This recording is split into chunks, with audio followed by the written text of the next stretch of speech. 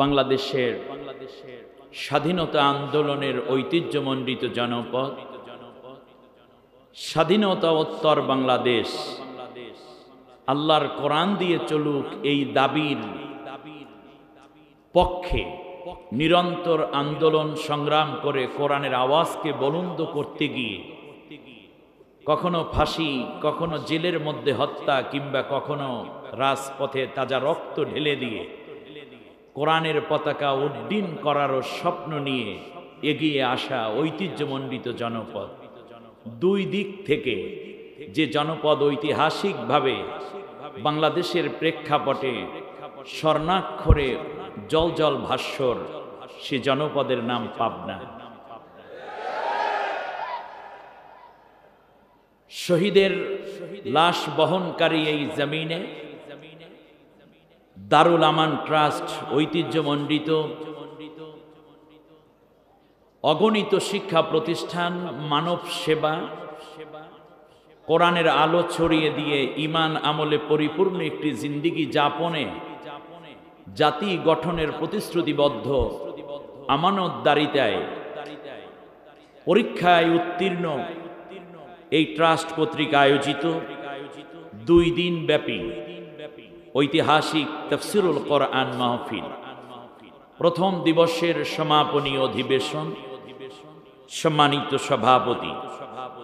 সভাপতিত্ব করছেন এই ট্রাস্টের সম্মানিত প্রাণ পুরুষ পরিচালক, হাজারো আলেম গড়ার কারিগর, নিপীড়িত নির্যাতিত মানবতার বিশ্বস্ত আশ্রয়স্থল, নিজে হাজার দুঃখ যন্ত্রণা বুকে ধারণ করে অন্যের চোখের যন্ত্রণা এবং বিরহের পানি মুছে দেওয়ার এক বিশ্বস্ত নেতৃত্ব, কোরআন সুন্নাহ এবং ইসলামের প্রকৃত কথাগুলোকে জাতির কাছে পৌঁছে দিয়ে এ জাতির মধ্যে বিশেষ করে অত্র এলাকার মানুষের সর্বজন শ্রদ্ধাভাজন একজন ব্যক্তিতে পরিণত হয়েছেন।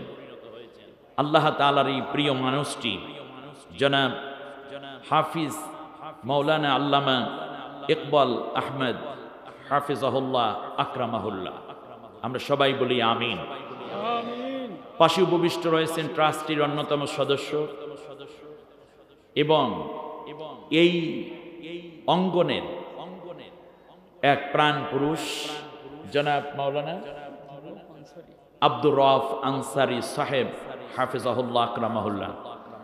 আয়োজিত এই মঞ্চে উপবিষ্ট রয়েছেন আমার মাথার তাজ, জাতির শ্রেষ্ঠ সন্তান, সম্মানিত উলামায়ে কেরাম, এই ট্রাস্ট পরিচালনার সদস্যবৃন্দ, আসাতিজায়ে কেরাম, হুফাজে কেরাম, উলামায়ে আযম, আমার সামনে উপবিষ্ট পাবনা এবং পার্শ্ববর্তী জেলা থেকে ছুটে আসা হাজার হাজার কোরআন প্রেমিক দিনদার ভাইয়েরা, যারা কষ্ট করে এই প্রচন্ড শীতকে উপেক্ষা করে এ ময়দানে আসর নামাজের পরপরই অপেক্ষমান ছিলেন কখন কোরআনের কতটুকু কথা পাওয়া যায়। মুরব্বিয়ানে কেরাম, যুবক ভাইয়েরা, যুবক ভাইদেরকে ধ্বংস করার জন্য আজ হাজারো অপচেষ্টা করা হয়েছে। করোনা উত্তর বাংলাদেশ এবং বিশ্ব, অশ্লীলতা, মাদক, ইয়াবা, ফেন্সিডিল, কোকেন, তারি, মারজুয়ারা, প্যাথিডিন, হিরোইন, গাঁজা, এমনকি নারীদেরকে বেপর্দা করানোর মাধ্যমে ধর্ষণের সেঞ্চুরি করার পরে সমানে দেশের মধ্যে যখন ওপেন সেক্সের একটি পরিবেশ, একটি শ্রেণী করার পায়তারা করেছিল, ঠিক তার পাশাপাশি বিভিন্ন নায়িকারা বিবাহ বহির্ভূত সন্তান ধারণ করে সেলিব্রিটি হওয়ার মাধ্যমে এই বিশ্বের দ্বিতীয় বৃহত্তম মুসলিম রাষ্ট্রটিকে যেন একটি নষ্ট রাষ্ট্রে, ইসলামহীন রাষ্ট্রে পরিচালনা করা যায়, সেজন্য যুবকদের সামনে তুলে দেয়া হয়েছে শয়তানের অনেক আয়োজন। সবকিছুকে ডিনাই করে আজকের মাহফিল প্রমাণ করে আমার দেশের যুবকগুলো ইমানি বলে বলিয়ান, নাস্তিক্যবাদ কিংবা ইসলাম বিরোধী অশ্লীলতায় বলিয়ান নয়।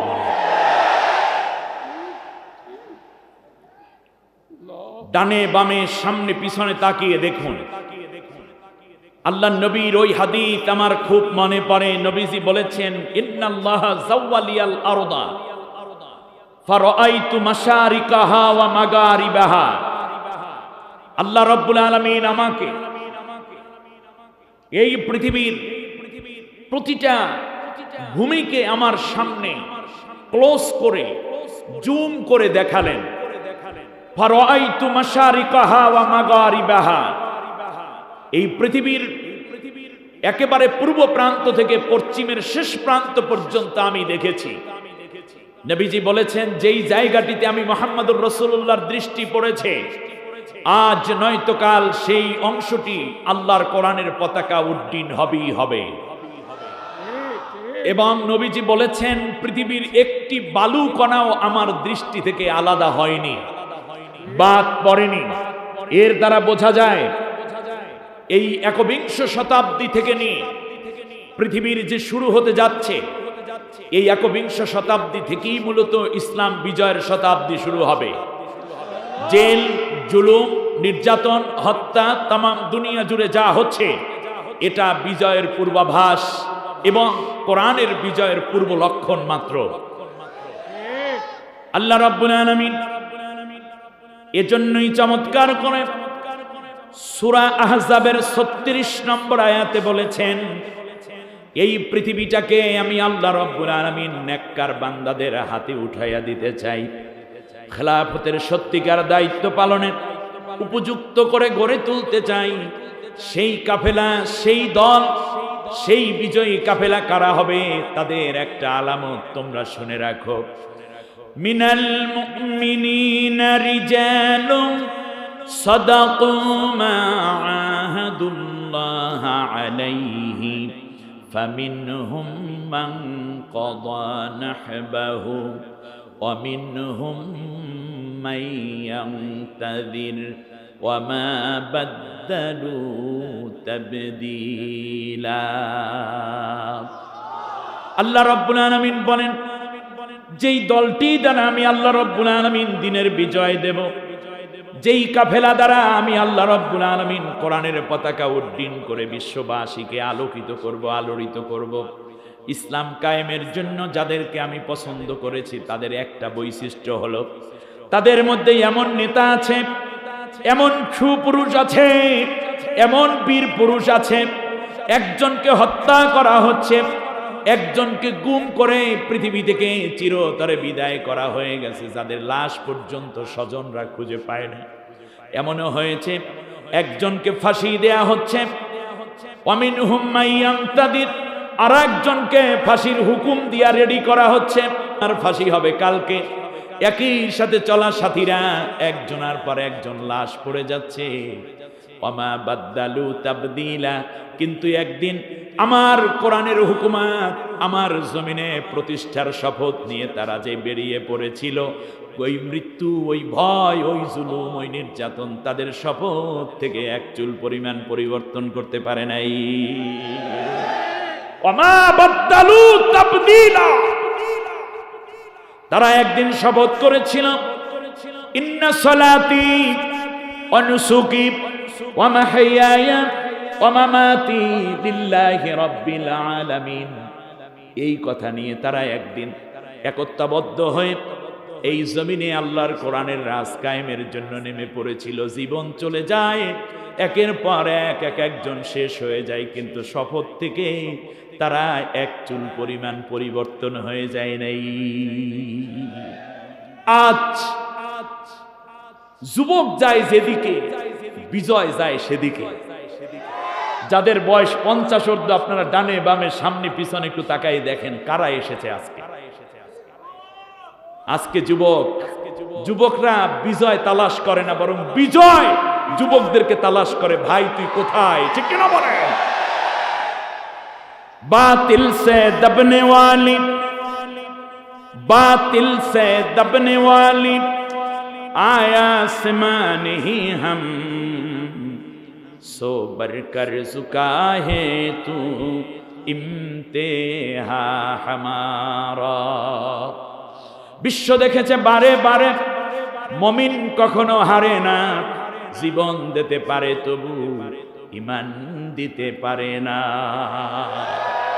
সম্মানিত যুবক ভাইয়েরা, নবীজি এজন্য বলেছেন ওয়াশাবুন নাশাআতা ফি ইবাদাতিল্লাহ, যে যুবক তার যৌবনকালটা আল্লাহর পথে কাটিয়ে দেয়, ওই যুবক আর আমি এভাবে জান্নাতে থাকব।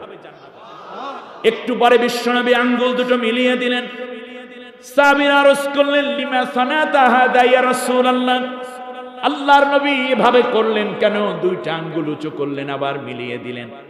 আল্লাহর রাসূল বললেন ও হবে সাধারণ যুবক আর আমি হব নবী, কিন্তু ওর স্লোগান যদি আল্লাহর পক্ষে হয়, ওর আন্দোলন যদি কোরআনের জন্য হয়, ওর সিজদা যদি আল্লাহর আনুগত্যের জন্য হয়, ওর তাকবীর যদি আল্লাহর বরত্বের জন্য হয়, ওর তাহাজ্জুদ যদি হয়ে যায় দ্বীন প্রতিষ্ঠার জন্য, ওর চরিত্র যদি ইকামতে দ্বীনের জন্য সংরক্ষণ করে থাকে, জীবন চলার প্রত্যেকটা পদক্ষেপ যদি আল্লাহর কোরআনের জন্য হয়ে যায়, ওই যুবক হবে সাধারণ মানুষ, আমি হব নবী। নামে পার্থক্য, কিন্তু দুইজন একই জান্নাতের মধ্যে থাকব। যুবক, ইসলাম তোমাকে চায়, কিন্তু পৃথিবীতে আজ স্পষ্ট গবেষণা হচ্ছে, যারা এই তাগুতি শক্তির দালালি করে, সেটা হোক সেকুলারিজম, ন্যাশনালিজম, ক্যাপিটালিজম, এরকম যত ইজম আছে না কেন, তারা পৃথিবীতে দুইটি জিনিসকে ধ্বংস করে তাদের ইজমকে প্রতিষ্ঠা করতে চায়। এক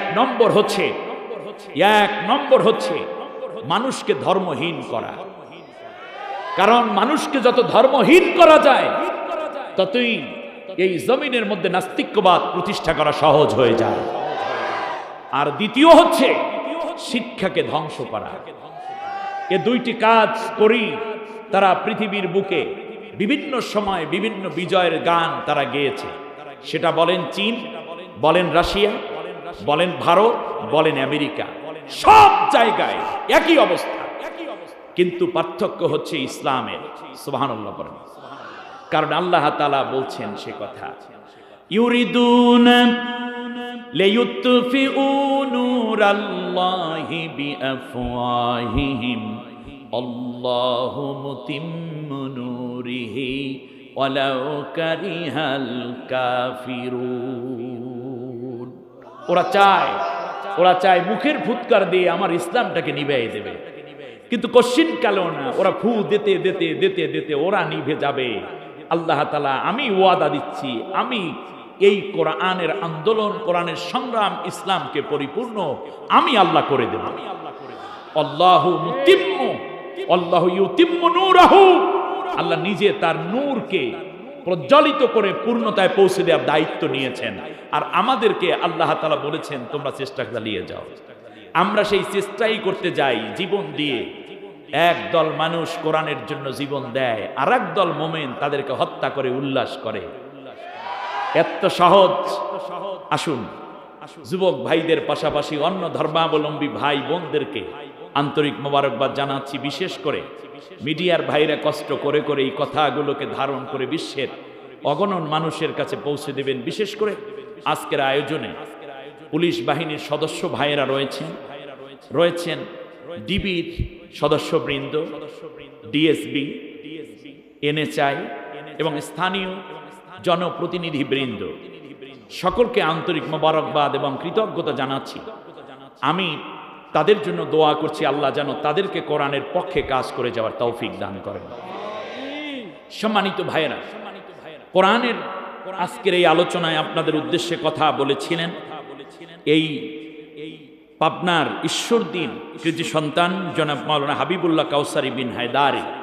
চমৎকার করে বলেন, বাস্তাতান ফিল ইলমি ওয়াল জিসমি, কি সুন্দর চেহারা, মিষ্টি করে কথা বলেন, ভিতরে রয়েছে ইমানি দীপ্ততা। আল্লাহ তাকে কবুল করুন, বলেন আমিন। আজকের এই জাতির মুসআব বিন উমাইরের মতো আল্লাহ তাকে নেককার এবং শালীন যুবক হিসাবে, দ্বীনের দায়ী হিসাবে কবুল করুন। আগামীকালকে ডক্টর অধ্যাপক ফয়জুল হক, আমার একান্ত প্রিয় মানুষ, তিনি আসবেন। আপনারা আরো বেশি করে দলে দলে আসবেন। মোহতারাম নূর মোহাম্মদ সিরাজি সাহেবও আসবেন। আমি কোরআন থেকে কথা বলবো।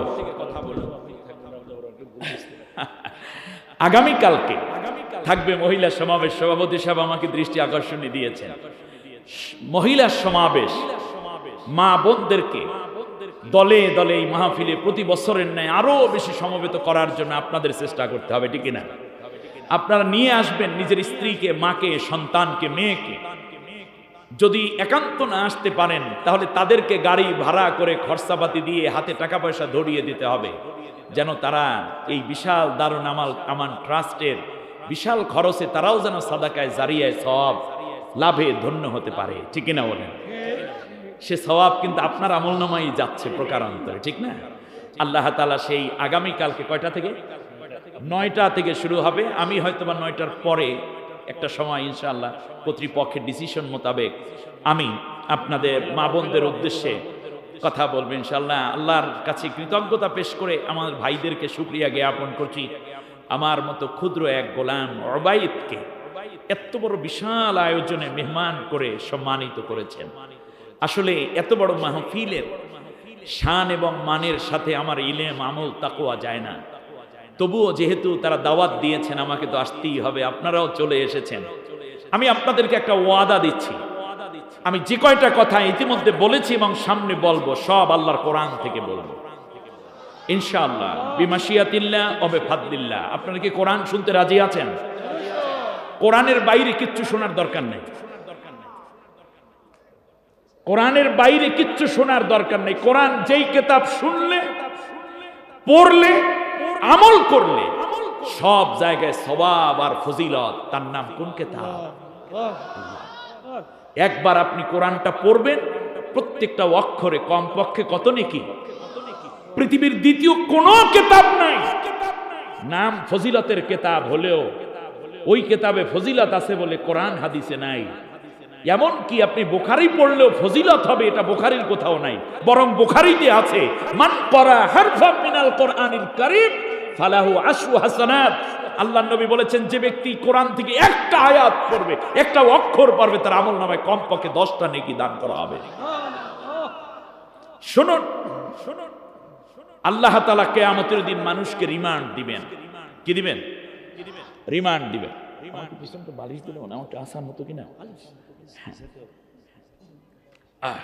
ঠিক আছে, এবার পেয়েছি। আচ্ছা, ওকে। দুনিয়ায় বর্তমানে বিভিন্ন দল মত কিংবা দেশদ্রোহী, সন্ত্রাসী, চাঁদাবাজ যারা আছে তাদেরকে ধরে রিমান্ড দেওয়া হয় না? কথা বলেন না কেন? রিমান্ড অর্থ কি বলেন তো দেখি? জিজ্ঞাসাবাদ। রিমান্ড অর্থ কি? জিজ্ঞাসাবাদ করা, তথ্য আদায়ের জন্য। কিন্তু একটা সুস্থ মানুষকে ধরে সব নখগুলো তুলে ফেলা, এটার নাম রিমান্ড না, এটা জুলম। আপনার মতের সাথে মেলে না, তারা একটা মিছিল করতে গেল, গণতান্ত্রিক রাষ্ট্র, ধরলেন সুস্থ সুন্দর সবল মানুষ, আপনি হাত ভেঙে পরের দিন ব্যান্ডিজ সহ আদালতে হাজির করলেন, এটা জুলম, এটা জুলম, এটা রিমান্ড না। এবার শুনুন, কান খাড়া করে শুনুন, আল্লাহ রব্বুল আলামিন কিয়ামতের দিন প্রত্যেকটা মানুষকে একটা রিমান্ড দিবেন। সেই রিমান্ড শুধুমাত্র কোরআনের ব্যাপারে, অন্য কিছুর ব্যাপারে না। সূরা যুখরুফের 36 নম্বর আয়াতে আল্লাহ রাব্বুল আলামিন বলেন, ওয়া ইন্নাহু লাযিকরুল লাকা ওয়া লিকাওমিকা ওয়া সাওফা তুসআলুন। হে নবী, এই কোরআন তোমার এবং তোমার উম্মতের জন্য মহা স্মারক। এই ব্যাপারে আমি তোমাকে এবং তোমার উম্মত সবাইকে জিজ্ঞাসাবাদ করব। আজকে যিনি পুলিশ, র্যাব, গোয়েন্দা, ডিবি, ডিএসবি, এনএসআই, সেনাবাহিনী, নৌবাহিনী, বিমান বাহিনী, বিজিবি মেম্বার, চেয়ারম্যান, এমপি, মন্ত্রী, কিংবা আপনি হতে পারেন প্রধানমন্ত্রী, প্রেসিডেন্ট, যাই হন না কেন, আল্লাহর ঘোষণা মতে এই কোরআনের ব্যাপারে আপনাকেও জিজ্ঞাসাবাদ করা হবে। তুমি কোরআন পড়েছো কিনা, কোরআন ধরেছো কিনা, কোরআন জেনেছো কিনা, কোরআন মেনেছো কিনা। এখানে আল্লাহ তাআলা বলার পরে পরের আয়াতটা দেখেন, এখানে সিম্পললি আল্লাহ তাআলা বললেন যে জিজ্ঞাসাবাদ করা হবে তোমাকে এবং তোমার উম্মতকে। পরের আয়াতে আল্লাহ লাম তাকিদ নুনে সাকিলা করে বলছেন অবশ্যই জিজ্ঞাসাবাদ করবে। ফালানাসআলান্নাল্লাযীনা উরসিলা ইলাইহিম ওয়া লানাসআলান্নাল মুরসালিন। হে নবী, অবশ্যই তোমাকে এবং তোমার উম্মতকে আমি কোরআনের ব্যাপারে জিজ্ঞাসাবাদ করবই করব। আজকে কোরআনের কথা বলতে গেলে আপনার ভালো লাগে না, কারণ আপনার দলের সাথে মিলে না, নেতার সাথে মিলে না, আদর্শের সাথে মিলে না। এই জন্য যারা কোরআনের কথা বলে আপনি তাদেরকে পিটান, তাদেরকে ঘরে থাকতে দেন না, মিথ্যা মামলা হামলা করেন, তাদেরকে হত্যা করেন, গুম করেন। অথচ আপনাকে আল্লাহ জিজ্ঞেস করবেন এই কোরআনের ব্যাপারে। উনি তো তার জীবনের বাজি রেখে কোরআনের কাজটা করে গেলেন, আপনি আল্লাহর কাছে কি জবাব দেবেন একবার চিন্তা করে দেখুন। আমি আপনাকে বাঁচাতে চাই,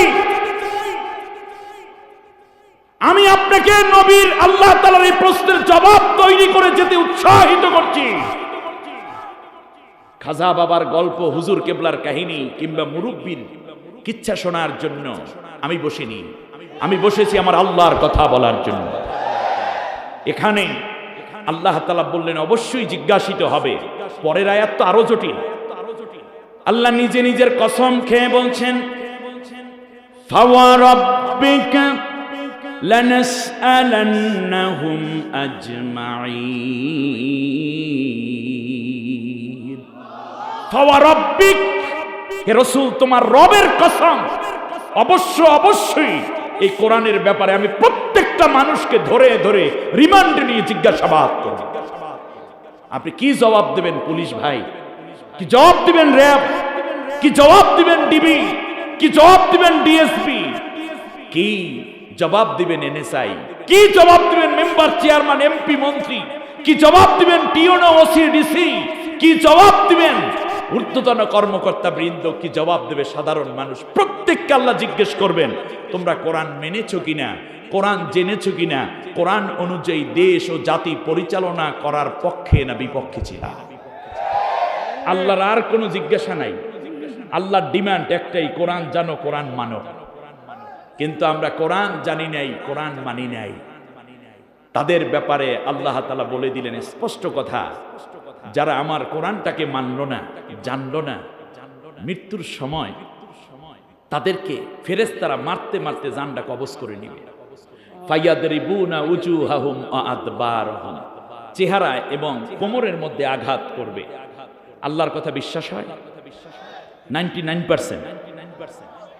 হ্যাঁ, 100 এক চুল পরিমাণ অবিশ্বাস করা যাবে। আল্লাহ তাআলা বলেন আনতাহাবাতা আমালুহুম হাল ইউজজাউনা ইল্লা মা কানু ইয়ামালুন, আমি তার আমল নামার সব নেক বাদ করে দেব, অতএব কে আছে তাকে সওয়াব দিবে। আপনি হাজি গাজী, আপনি মুরব্বী, আপনি পীর, আপনি মুরিদ, যাই হন না কেন, যদি কোরআন ভিত্তিক দেশ জাতি আমল গঠনে অভ্যস্ত হয়ে না ওঠেন তাহলে আপনার আমল সব বাদ। কে বলতেছেন?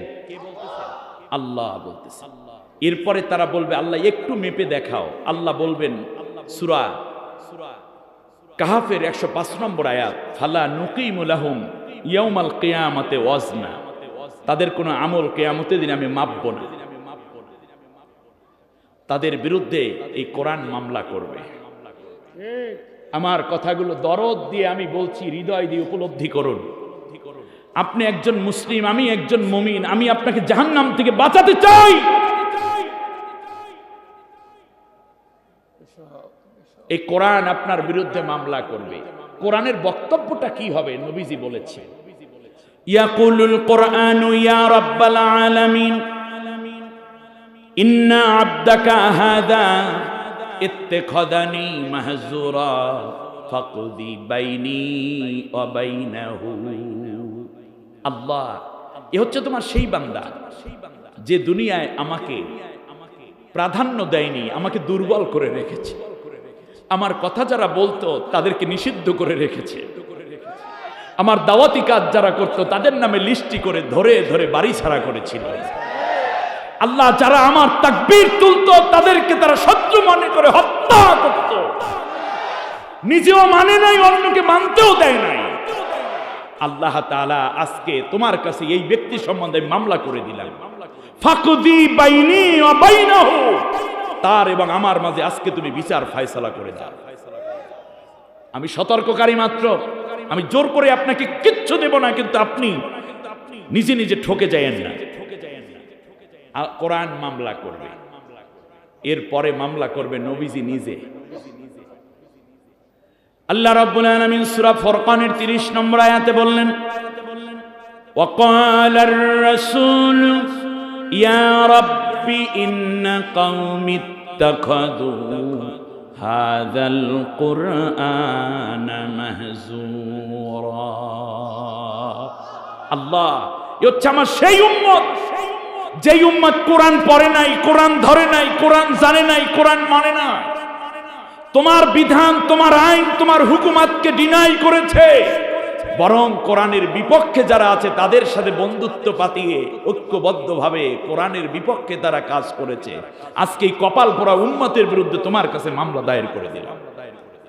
এবারে আসেন একটু বিশ্লেষণ করি, তাহলে বোঝা যায় যারা কোরআনের বিরোধিতা করে, কোরআনের শাসনের, কোরআনের আইনের, এই কোরআন তাদেরকে চিনে। কথা বলেন না কেন? না দেখলে মামলা করবে কিভাবে? নবীও তাদেরকে চিনেন, আর না হলে মামলা করতেন না। আবার যারা কোরআনের পক্ষে তাদেরকেও কোরআন চিনে। এজন্য আল্লাহর নবী বলেছেন, মা মিন শাফিন আফজালু মুনজিলাতান ইনদাল্লাহি ইয়াউমাল কিয়ামাতি মিনাল কোরআন লা নবী ওয়ালা মালাক ওয়ালা গায়র। কোরআনের মতো এত জোরালো সুপারিশ কিয়ামতের ময়দানে কেউ করতে পারবে না, না কোনো নবী, না কোনো ফেরেশতা, না অন্য কেউ। কারণ কোরআন যাকে সুপারিশ করবে, মান জাআলাহু আমামাহু কাদাহু ইলাল জান্নাহ, তাকে জান্নাতে না নেওয়া পর্যন্ত একা ছেড়ে কোরআন চলে যাবে না। এখনই সিদ্ধান্ত নেওয়ার সময়। আপনি কোরআনের মামলা খাবেন না সুপারিশ নেবেন। নবীও ওই উম্মতকে চিনেন যেই উম্মত কোরআনের বিরোধিতা করে। কোরআনের বিরোধিতা মানে কোরআনের বিরোধিতা নয়, বরং কোরআনের কথা যারা বলে তাদের বিরোধিতা। কাফেরেরা সরাসরি কোরআনের বিরোধিতা করে নাই। বিরোধিতাটা কার ছিল? নবীজির বিরোধিতা ছিল। আজও কোরআনের কথা যারা বলে তাদের বিরোধিতা করে, যারা কোরআনের কথাকে বন্ধ করতে চায় তাদেরকে রাসূল চিনেন এবং আল্লাহ তাআলার কাছে বলবেন, ইন্না কওমি ইত্তাখাযু হাযাল কুরআনা মাহজুরা। আল্লাহ এরা দুনিয়ায় কোরআনকে দুর্বল করে রেখেছিল, আজকে মামলা করে দিলাম, অতএব তুমি বিচার ফয়সালা করে দাও। আল্লাহু আকবার পড়েন। অথচ নবী আমাদের জন্য সুপারিশ করার কথা ছিল, ঠিক কিনা বলেন? নবীর মামলার আসামি, কোরআনের মামলার আসামি। আল্লাহ রাব্বুল আলামিন বলেন, এবার তাদেরকে টেনে টেনে জাহান্নামে নিয়ে যাও। ইয়াউমা নাহশুরুহুম আলা উজুহিহিম উমিয়া ওয়া বুকমা ওয়া আসুম্মা। ওদের গলা থেকে পা পর্যন্ত প্যারালাইজড হয়ে যাবে, মুখের উপর ভর দিয়ে দিয়ে জাহান্নাম পর্যন্ত যাওয়ার পর ফেরেশতারা জিজ্ঞেস করবে, আলাম ইয়াতিকুম রাসূল, তোমাদের কাছে কি এমন কেউ যায়নি এই ব্যাপারে বলতে যে কোরআন না মানলে জাহান্নামে যাওয়া লাগবে? এই কথা কেউ বলতে যায়নি? তারা বলবে, কলু বালা, হ্যাঁ বলেছিল, কিন্তু আমি যেই দল করতাম তারা তো কোরআনের পক্ষের লোক ছিল না। আমার রাজনীতি আমাকে ডুবিয়েছে। আমি যেই পীরের মুরিদ ছিলাম শুধু কোরআন আন্দোলনের পীর ছিল না, আমার পীর আমাকে ডুবিয়েছে। আমি যেই মুরব্বী মানতাম তারা বলতো কোরআনের বিধান কায়েমের আন্দোলনের দরকার নাই, আমার মুরব্বী আমারে ডুবাইছে। আল্লাহ রাব্বুল আলামিন বলেন, ইয়াউমা তুকাল্লাবু উজুহুহুম ফিন্নার। জাহান্নামের সর্বপ্রথম অভ্যর্থনা তাদেরকে দেয়া হবে, চেহারাটা জাহান্নামের আগুনে উলট পালট করে ভাজি করা হবে, ফ্রাই করা হবে। ইলিশ মাছ এক পিঠ ভাজি হয়ে গেলে মা বোনেরা তেলের উপর আর এক পিঠ যেমন খুন্তি দিয়ে উল্টে অপর পিঠ যেমন ভাজি করে, এভাবে তুকাল্লাব করা হবে। তখন তারা আফসোস করে বলবে, ক্বালু লাউ নুরাদ্দু ওয়ালা নুকাদ্দিবা বিআয়াতি রাব্বিনা। আল্লাহ কিচ্ছু চাই না। সেই দিন কত এমপি কাঁদবে, কত পুলিশ কাঁদবে, কত র্যাব সদস্য ভাইয়েরা কাঁদবে, কত বোনেরা কাঁদবে, কত এমপি মন্ত্রী, কত প্রধানমন্ত্রী প্রেসিডেন্ট আফসোস করে শুধু একটা কথা বলবে, আল্লাহ দুনিয়ায় একটা বারের জন্য পাঠাও, আর কিচ্ছু চাই না, গিয়ে শুধু কোরআনের আন্দোলন করব। আল কোরআনের আলো সংসদে জ্বলো, ঘরে ঘরে জ্বলো, অন্তরে অন্তরে জ্বলো, এই কথার স্লোগান দেব। আর তোমার জমিনে তোমার কোরআনের রাজ কায়েমের আন্দোলনে আমি নেতৃত্ব দেব। একটা বারের জন্য দুনিয়ায় শুধু আমাদেরকে পাঠাও। কোনো কাজ হবে? কোনো কাজ হবে? হবে না। অতএব আজকেই আপনার সিদ্ধান্তকে পাকাপোক্ত করতে হবে। কোরআন আছে যেখানে, আমরা আছি সেখানে, ঠিক কিনা বলেন? আসুন আজকে আমি আপনাদেরকে নিয়ে একেবারেই ওয়াহির প্রথম যেখান থেকে ছিল সেখান থেকে আমি কথা বলতে চাই, ইনশাআল্লাহ বিমাশিয়াতিল্লাহ অবে ফাদলিল্লাহ। আপনারা কি জানেন ওয়াহির শুরু হয়েছে কোন সূরার মাধ্যমে? সূরাতুল আলাক। এখান থেকে শুরু। একেবারে কান খাড়া করে কথাগুলো শুনে যেতে হবে এবং আল্লাহ রাব্বুল আলামিনের শিক্ষানীতি এবং বর্তমান শিক্ষানীতির মধ্যে কি পার্থক্য আছে এবং কোরআন শিক্ষার সর্বোপরি বর্তমান বিশ্ব পরিস্থিতি। কাগজ কলম থাকলে কথাগুলো নোট করবে। আমার দিকে তাকান সম্মানিত ভাইয়েরা। প্রথমে আমরা শুরু করি, তারপর আস্তে আস্তে আগাই। বাড়ির দিকে নাকি কোরআনের দিকে? সবাই পড়েন আমার সাথে। আউযু বিল্লাহি মিনাশ শাইতানির রাজীম। বিসমিল্লাহির রাহমানির রাহিম।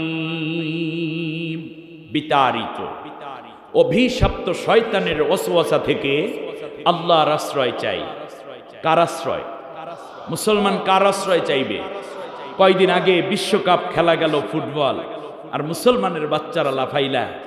আরে মুসলমান জাতিটাই তো আজকে ফুটবল হয়ে গেছে।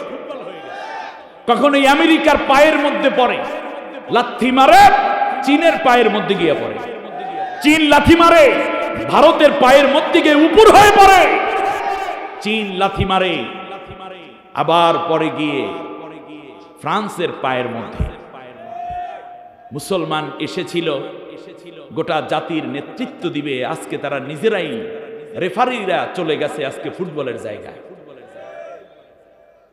আজকে তাই প্রয়োজন বোধ করছি, খুব বেশি প্রয়োজন বোধ করছি, মানুষের জাতকে যখন বানরের জাতে রূপান্তরিত করে শিক্ষা ব্যবস্থাকে কলঙ্কিত করার ষড়যন্ত্র, সেই মুহূর্তে আজ জানতে এবং জানাতে এসেছি আল্লাহর কোরআন কি বলে, মানুষ এবং মানবতা আজ কোন জায়গায় আছে।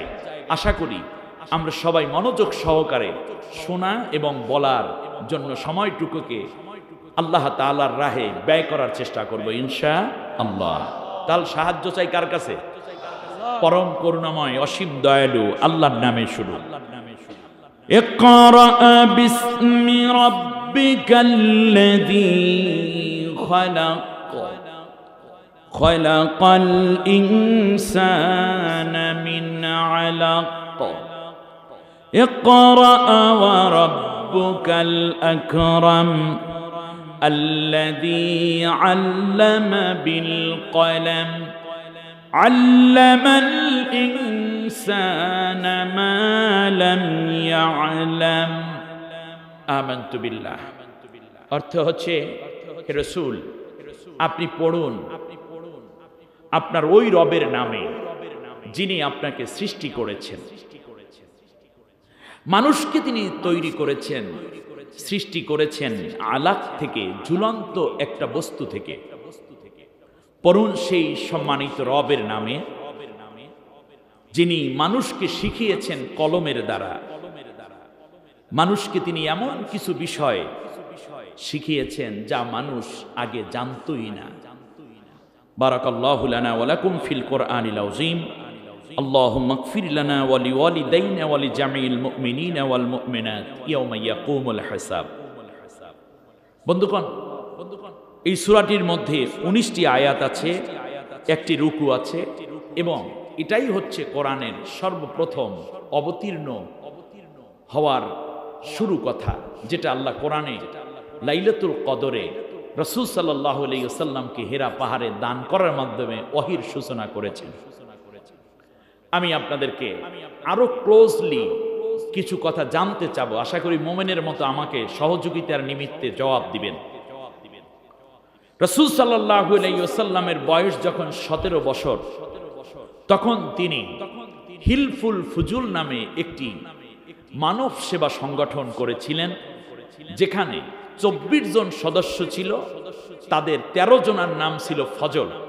সেই নামের ধারাবাহিকতায় নবী নাম রাখলেন হলফ আল ফুজুল। হলফ মানে শপথ করা, আল ফুজুল মানে ফজলদের। পরবর্তীতে এটাকে সংস্কার করে নাম রাখা হয় হিলফুল ফুজুল।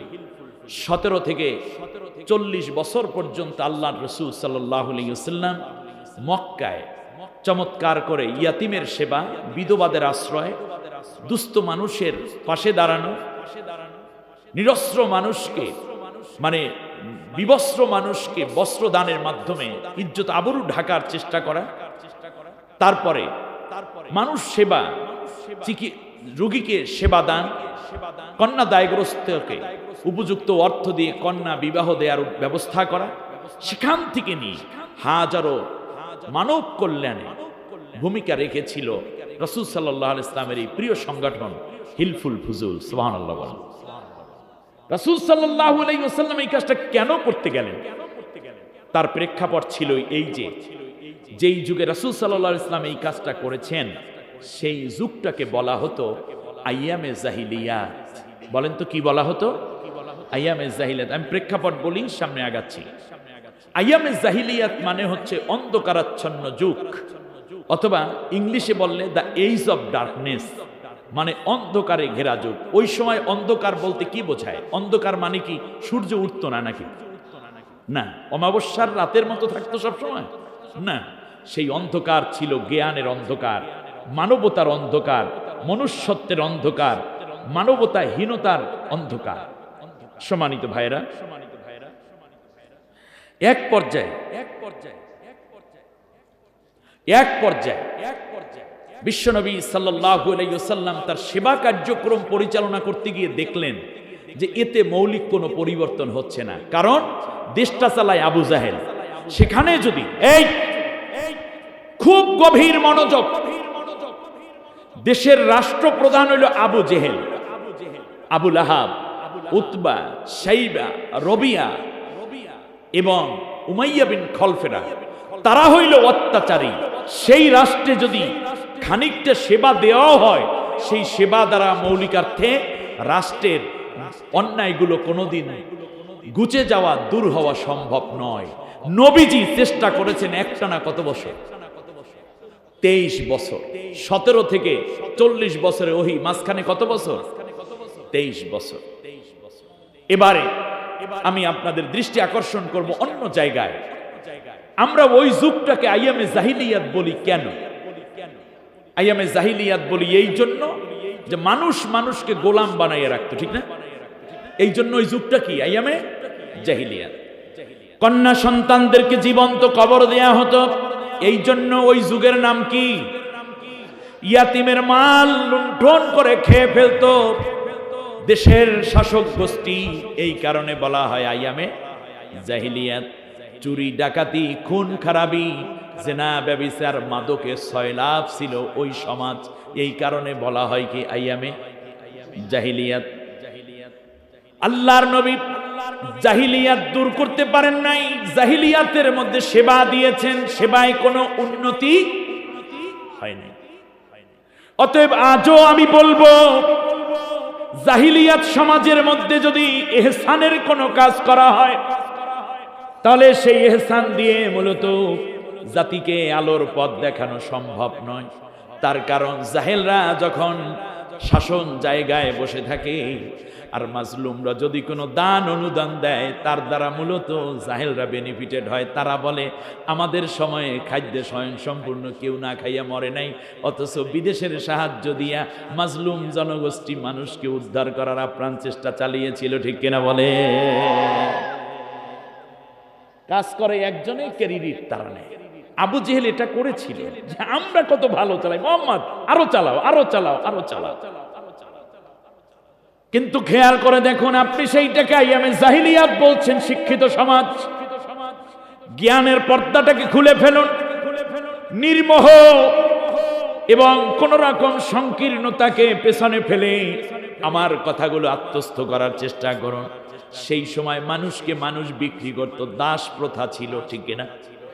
বাজারে গরু ছাগলের মতো মানুষ বিক্রি করে নিয়ে যাইতো, কিন্তু একটা গ্যারান্টি ছিল, যদি কোনো মা তার সন্তানকে হারিয়ে ফেলতেন, মা কমপক্ষে এতটুকু বুঝতেন আমার ছেলেটা দস্যুরা নিয়ে বাজারে বিক্রি করেছে এবং কেউ কাউকে কিনে নিয়েছে, তাকে কমপক্ষে জানে মেরে ফেলে নাই, আমার সন্তানটাকে খাবার দিচ্ছে, আমার সন্তানটাকে পরণ দিচ্ছে, এর বিনিময়ে কাজ আদায় করে নিচ্ছে, হয়তো বা এটা হবে। কিন্তু আজকের জাহিলিয়াত কত জঘন্য হয়ে গেল। ঘরের মধ্য থেকে একটা সন্তানকে তুলে নিয়ে যায়, তারপরে দিন যায়, রাত যায়, মাস যায়, বছর যায়, বছরের পর বছর চলে যায়, এরপরও কলিজার টুকরা সন্তান ফিরে আসে না মায়ের কাছে। মা বরং সবসময় উৎকণ্ঠিত থাকে, স্ত্রী উৎকণ্ঠিত থাকে, সন্তানগুলো আফসুস করতে থাকে আমার আব্বা বেঁচে আছে না মরে আছে তাও তাদের জানা নাই। সেই জাহিলিয়াতে কমপক্ষে জীবনের গ্যারান্টি ছিল, কিন্তু আজ যেই জাহিলিয়াত, বছরের পর বছর কেটে যাচ্ছে, নির্দোষ সন্তানকে মায়ের কাছ থেকে, স্ত্রীর কাছ থেকে, সন্তানের কাছ থেকে তুলে নিয়ে গেছে। কোথায় আছে? আছে না মেরে ফেলেছে, সেই খবরটুকু পর্যন্ত নাই। সেইটা যদি জাহিলিয়াত হয় তাহলে এটা তো ডিজিটাল জাহিলিয়াত, ঠিক কিনা বলেন? জাহিলিয়াত তো আরো জঘন্য। আমার কথা কি আপনারা বুঝতে পেরেছেন? আমি একটি জায়গায় আপনাদেরকে নিতে চাই। এবার আপনি বলুন, সেই সময়ে দাসীদেরকে মালিক খাওন দিত, পরণ দিত, তার বিনিময় তার কাছ থেকে যৌন সম্ভোগ করত অথবা স্ত্রীর মতো ব্যবহার করত। স্ত্রী না বানাইয়া তার সাথে মেলামেশা করত, কিন্তু বিনিময় খাওন দিত, পরণ দিত, ঠিক কিনা বলেন? বিনিময় কি দিত? খাওয়া পড়াটা দিত। কিন্তু আজকে কি অবস্থা হলো আমার জাতির? আজকে তামাম দুনিয়ায় মানবতা আজ কোথায় গেল? যারা মানবতার বলে, মানবাধিকারের কথা বলেন, এবার খেয়াল করুন, সেই সময় এইরকম ইতিহাস ছিল না যে একজন নারীকে পুরুষ ব্যবহার করে তারপর তাকে হত্যা পর্যন্ত করত। এই রকম ইতিহাস কেউ পাবেন না। দাসী বানাইয়া রেখে দিত, দাসী বানাইয়া রেখে দিত। কিন্তু আজকে কেমন হলো? একটা নারীকে একাধিক পুরুষ ব্যবহার করে, তারপরে এই নারীটার কাছ থেকে তাদের উন্মাদনা শেষ হওয়ার পরে এই মানুষগুলোকে, এই নারীকে তারা একটা, দুইটা, 5, 6টা খণ্ড করে, তারপর এক এক গ্রামে এক একটা খণ্ড ফেলে রাখে, যাতে করে কেউ কোনোদিন ওদেরকে আর আসামি পর্যন্ত বানাতে না পারে। আইয়ামে জাহিলিয়াতে একজন পুরুষ নারীদেরকে দাসী বানিয়ে রাখতো, একজনই ভোগ করত, বিনিময়ে খাওয়া দিত, পড়া দিত, কিন্তু স্ত্রীর অধিকার দিত না। আর আজকে ধর্ষণ করছে একটা নারীকে 5, 7, 10, 12টা পুরুষ ধর্ষণের পরে তাকে হত্যা করে টুকরা টুকরা করে বিভিন্ন জায়গায় লাশ ফেলে রাখতেছে। বলুন তো দেখি, সেইটা যদি আইয়ামে জাহিলিয়াত হয়, এটাকে আপনি কি বলবেন?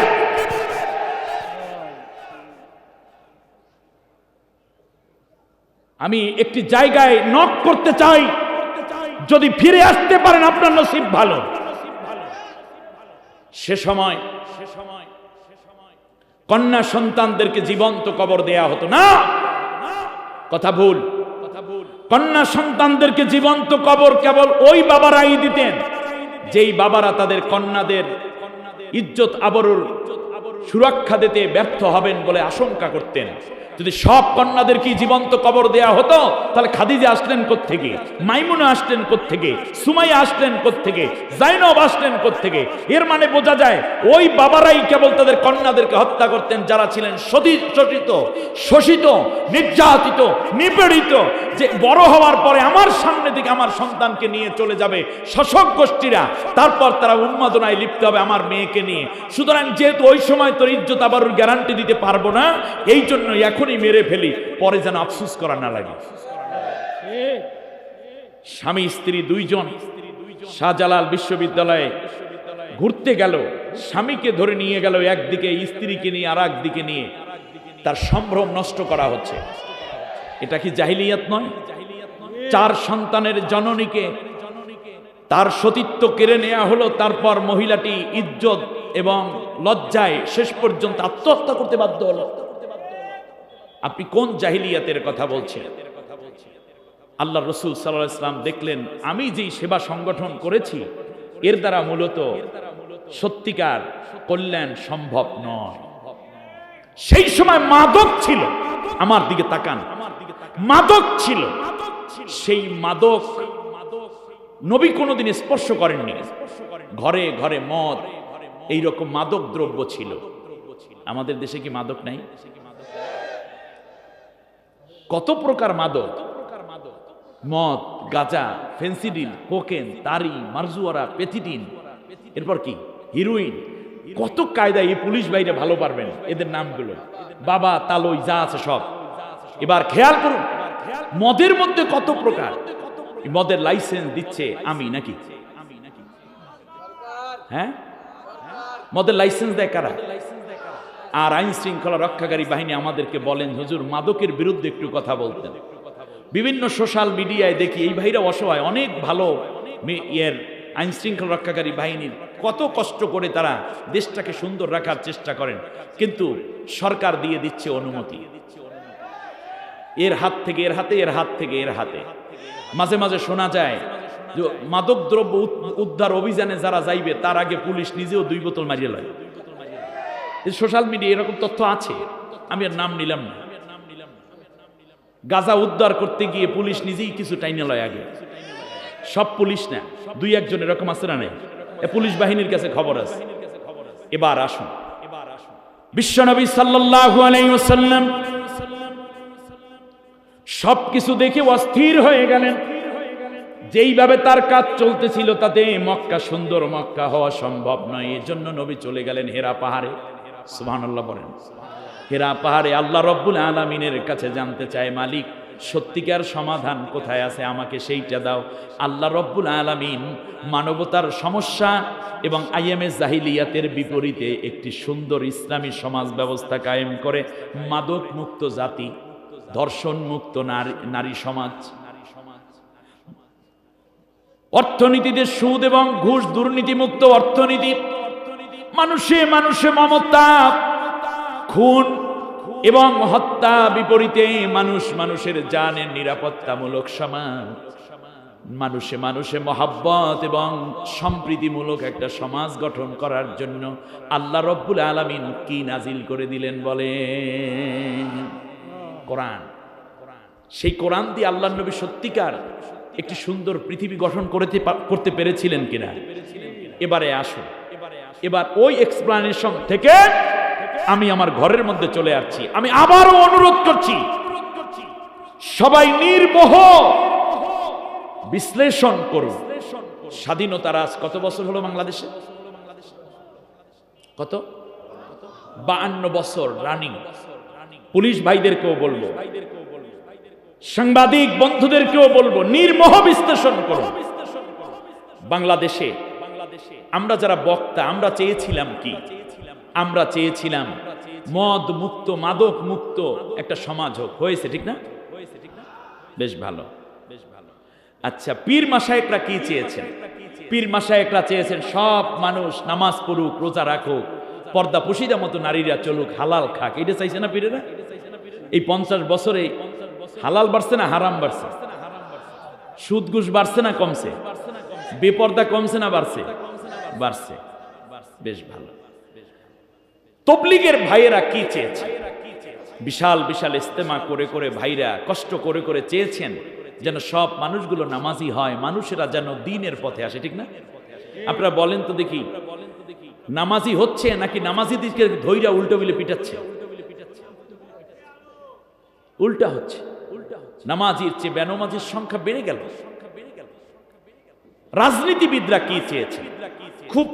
আমি খুব উন্মুক্ত বিশ্লেষণের জন্য অনুরোধ করে আবার কোরআনের থেকেই সমাধা বের করবে। তারা চেয়েছেন মিথ্যা মামলা না হোক, ঠিক কিনা বলেন? রাজনীতিবিদরা চেয়েছেন দুর্নীতি না হোক, ঘুষ না থাকুক, সুদ না থাকুক, মানব হত্যা না হোক, ঠিক কিনা বলেন? এই 52 বছরে এই খুন, মিথ্যা মামলা, হামলা, অন্যায়, অবিচার, দুর্নীতি, সুদ, ঘুষ কমতেছে না বাড়তেছে? বাড়তেছে। বেশ ভালো। আগামী 50 বছর মনে করেন যদি আমাদের এই রকম মাহফিল চলে, পীরদের খানকা চলে, তবলিগের মেহনত চলে এবং রাজনৈতিক ধারা যদি এইভাবেই চলে, তাহলে আগামী 50 বছরে দেশের মধ্যে আর কোনো মাদকদ্রব্য থাকবে না। থাকবে না মানে ঘরে ঘরে গিয়ে বলবেন রাখবেন ইয়াবা, ফেন্সিডিল, কোকেন, তারি, মারজুরা, পেথিডিন, কে রাখবেন কে রাখবেন? এক বোতল ফেন্সিডিল কিনলে এক পুরি গাঁজা ফ্রি দেওয়া হবে। রাষ্ট্র যদি এইভাবে চলে, নির্মোহ বিশ্লেষণ করুন, রাষ্ট্র যদি এইভাবে চলে, যারা আজকে ক্ষমতায় আসে তারা হয়তো ক্ষমতায় যদি আসে অথবা অন্য দলও যদি আসে, কিন্তু রাজনৈতিক ধারা যদি এইটাই থাকে, আগামী 50 বছরে কোনো দুর্নীতি থাকবে না, ঠিক না? অফিসে ঘুষ থাকবে না, থাকবে না, বাড়বে। বলে না কেন? কথা বলেন না কেন আপনারা? কত গুণ বাড়বে? পিছনে দিন দিন এইগুলা কমতেছিল না বাড়তেছে? এখন সামনে আরো কমবে না বাড়বে? দিন দিন খুন খারাপি কমবে না বাড়বে? আমরা চেয়েছি পর্দানওয়ালা, পর্দানশিনা ফ্যামিলি, ওয়াজ করে পীর মাশায়েখ মুরিদ বানাইয়া তবলিগের লোকেরা চিল্লা দিয়ে পর্দানশিনা ফ্যামিলি। বলুন তো দেখি, পর্দা বাড়তেছে দিন দিন না বেপর্দা বাড়তেছে?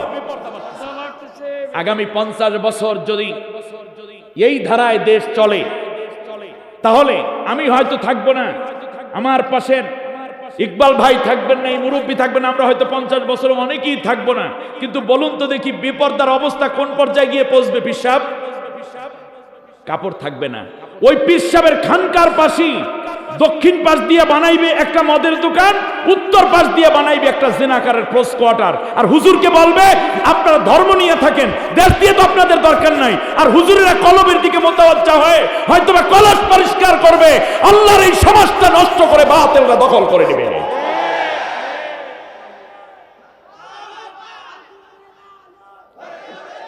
এবার শুনুন, আমার কথা শুনুন, আমরা একটা সমাধান চাই। রাজনীতিবিদরা যা চায় তাও পূরণ হয়ে যাবে, তবলিগের ভাইরাও যা চান তাও পূরণ হবে, পীর মাশায়েখরা যা চান সেই আশাও পুরা হবে। আমরা বক্তারা যা চাই, খতিব সাহেবানরা যা চান সেই আশাও পুরা হয়ে যাবে। আমি কি সেই ঔষধের কথা বলবো? বলবো। আইয়ামে জাহিলিয়াতের কথা শুনলাম, এই জাহিলিয়াতের অবস্থাও দেখলাম। সেই আইয়ামে জাহিলিয়াতে রাসূল সাল্লাল্লাহু আলাইহি ওয়াসাল্লামের সময় এত পীর ছিল, কিন্তু একজনও কি বেনামাজি ছিল? এই বেনামাজি, সব বেনামাজিগুলো নামাজি হয়ে গেল। কোন কারণে বলতে পারেন? আল্লাহর কোরআন দিয়ে রাষ্ট্রটা চালানোর কারণে। তাহলে তবলিগের মনের আশা পুরা হয় যদি কোরআন দিয়ে দেশ চলে। আপনারা মেহনত না কইরাও শুধুমাত্র কোরআনের রাষ্ট্রটা কায়েমের জন্য কাজ করেন, আপনি দেখবেন আপনি এমনিতেই সব জারিয়ার সওয়াব পেয়ে যাচ্ছেন। কারণ ইসলামী রাষ্ট্রে কোনো বেনামাজি থাকে না। আজকে তো বিস্তারিত বলতে পারলাম না, শুধু এতটুকু সামারিটা বললাম। দ্বিতীয়, পীর মাশায়েখরা চেয়েছেন পর্দানশিনা একটি পরিবেশ তৈরি হোক সমাজে, কিন্তু এই 50 বছরে সারসিনা, মোকামিয়া, ফুরফুরা, জৈনপুর, চরমনাই, রাজারবাগ, আট্রসি, সেখান থেকে নিয়ে যারা আছে, আপনারা কি পর্দা কমাইছেন? বাড়ছে না বেপর্দা বাড়ছে? বেপর্দা বেড়েছে, পারেন নাই। কিন্তু আল্লাহর নবীর সময় তো এত পীর, এত তবলিগের লোক ছিল না। কিন্তু বলেন তো একটা নারীও কি বেপর্দাগিন ছিলে? কারণটা কি? কারণ কোরআনের রাষ্ট্র কায়েম হয়ে যাওয়ার কারণে আর কেউ বেপর্দা করেনি, সবাই পর্দানশীনা। সুবহানাল্লাহ পড়বেন না? তাহলে আপনার মনের আশাও পুরো হয় যদি কোরআনের রাষ্ট্র কায়েম হয়। বেশ, রাজনীতিবিদরা কি চেয়েছেন? ধর্ষণ মুক্ত সমাজ, জেনা মুক্ত পরিবেশ চেয়েছেন। এমন একটি কাঙ্ক্ষিত সমাজ যেখানে অফিসে ঘুষ খাবে না, দুর্নীতি করবে না, দেশের টাকা বিদেশে পাচার করে দেশকে দেউলিয়া বানানোর ষড়যন্ত্র কেউ করতে পারবে না। কিন্তু বিগত 50 বছরে সরকার আছে, সরকার যায়, আবার আসবে, আবার যাবে, কিন্তু 50 বছরেই দুর্নীতি, অন্যায়, লোপাট, রাষ্ট্রীয় মাল লুণ্ঠন, সেখান থেকে নিয়ে বিদেশে পাচার, কেউ ধনী হচ্ছে, কেউ গরিব রসার তল। এই অবস্থা কি মুক্ত হতে পেরেছেন আপনারা? পারেন নাই। বরং আল্লাহর নবীর সময় এত রাজনৈতিক দল ছিল না, কিন্তু একটি খুনের ইতিহাসও তো খুঁজে পাওয়া যায় না, চোরের ইতিহাস পাওয়া যায় না, একটা পয়সার দুর্নীতির ইতিহাস খুঁজে পাওয়া যায় না। মানুষের সম্পদ, রাষ্ট্রীয় সম্পদ লুণ্ঠন করা তো দূরের কথা, বরং নিজের সম্পদ রাষ্ট্রীয় কোষাগারে জমা দিয়ে মানুষগুলো তৃপ্তি বোধ করত, তৃপ্ত হতো। তাহলে আপনাদের মনের আকাঙ্ক্ষাও যদি পুরা করতে চান, তাহলে আসতে হবে কোরআনের শাসনের কাছে, ঠিক কিনা বলেন? এজন্য আজকে 3টা স্লোগান দিয়ে বিস্তারিত কথায় ঢুকে পড়ি। এক নম্বর হচ্ছে সব দল দেখা শেষ, আপনারা বলবেন আল কোরআনের বাংলাদেশ। কোরআন ছাড়া সব তো দেখছি, কি করবেন আপনারা? আবার এসে কি করবেন? ইকরা বিসমি রব্বিকার সূরা থেকে শুরু করলাম কেন? কারণ আল্লাহ ওহীর দ্বারা শুরু করে একটি আলোকিত সমাজ গঠন করেছিলেন, ঠিক না বলেন? বলেন সব দল দেখা শেষ, আবার সব দল দেখা শেষ। এরপরে স্লোগান আল কোরআনের আলো। সংসদে জ্বালো, রাইট, ঘরে ঘরে জ্বলবে, খানকায় চলবে, মসজিদে জ্বলবে, পার্টি অফিসে জ্বলবে, কিন্তু সংসদে যদি না জ্বালানো যায় তাহলে এই অন্ধকার সমাজকে আলো দিয়ে ভরা যাবে। বলেন আল কোরআনের আলো, আবার সংসদে জ্বালো। কয় নম্বর সবক দিলাম? 2। এইবার তৃতীয় সবক। এই যে একটা চমৎকার পরিবেশ গঠন করতে চান কোরআন দিয়ে, যারা কোরআনকে ভালোবাসেন, সত্যিকার মানবতা হিতৈষী হন, তাদের জন্য তৃতীয় স্লোগান হচ্ছে কাকে ফলো করে আপনি, কার নেতৃত্বে আপনি এই কোরআনকে বিজয়ীর জায়গায় পৌঁছতে চান। আমার নেতা, তোমার নেতা আর কেউ না। বলেন আর? তার কারণ নবীকে নেতা না মানলে আপনি জাহান্নামে। আল্লাহ রাব্বুল আলামিন বলেন সূরা বানী ইসরাঈলের 72 নম্বর আয়াত, ইয়াউমা নাদউ কুল্লা উনাসিম বিইমামিহিম। কিয়ামতের ময়দানে সব মানুষদেরকে নেতাকে সামনে রেখে আহ্বান করা হবে। সব নেতা, যে কালমার্সের অনুসারী, কালমার্স সামনে সামনে যাবে, অনুসারীরা পেছনে যাবে। লেনিনের অনুসারী, ফ্রয়েডের অনুসারী, হেগেলের অনুসারী, এমনকি আমার রাষ্ট্রের মধ্যে যারা মরে গেছেন নেতারা, ওই নেতাদের অনুসারী যারা, তারা নেতা সামনে যাবে, পেছনে পেছনে যাবে। আর যারা মুহাম্মাদুর রাসূলুল্লাহর আদর্শের সৈনিক, সামনে পাবে কাকে? আল্লাহর রাসূলকে। সুবহানাল্লাহ বলেন। এবার আল্লাহ রাব্বুল আলামিন সূরা হুদের 98 নম্বর আয়াতের মধ্যে গিয়া বলেছেন, আমার নবীর পরে, আমার নবী পৃথিবীতে আসার পরে নবীকে বাদ দিয়ে অন্য কাউকে যদি কেউ নেতা মানো, তাহলে তাদের পরিণতি কি হবে শোনো। ইয়াকুদুমু কওমাহু ইয়াউমাল কিয়ামাতি ফাআওরাদাহুমুন নার ওয়া বিইসাল উরদুল মাওরুদ। কিয়ামতের দিন এমন অবস্থা তৈরি হয়ে যাবে যে আমার নবী আসার পরে নবীকে যারা নেতা না মেনে, আদর্শ না মেনে, অন্য কাউকে আদর্শ নেতা বানাইয়া তার ছবি গলায় পড়েছো, মাথার মধ্যে ফিতা ঝুলিয়ে দিয়েছো, চিৎকার করে বলেছো আমার অমুক ব্যক্তি আমার নেতা, নবীকে বাদ দিয়েছো, ওই নেতা সহ সবগুলাই জাহান্নামের মধ্যে যাবে। আর নবীর অনুসরণ যারা করেছে, আদর্শ মেনেছে, সবাই যাবে আমার আরশের নিচে জায়গা পেয়ে যাবে। আল্লাহ তাআলা আমাদেরকে কবুল করুন, বলেন আমিন। বিশ্বনবী সাল্লাল্লাহু আলাইহি ওয়াসাল্লামকে আল্লাহ তাআলা একটি সুন্দর সমাজ, একটি চমৎকার শ্রেষ্ঠ জাতিতে পরিণত করার জন্য সর্বপ্রথম যা নাজিল করলেন তা ছিল শিক্ষা ব্যবস্থা। কারণ শিক্ষা ছাড়াই একটি জাতি আলোকিত হতে পারে না। জিবরিল আলাইহিস সালাম এসে বললেন, নবীর বয়স তখন কত? কথা বলেন, কত বছর?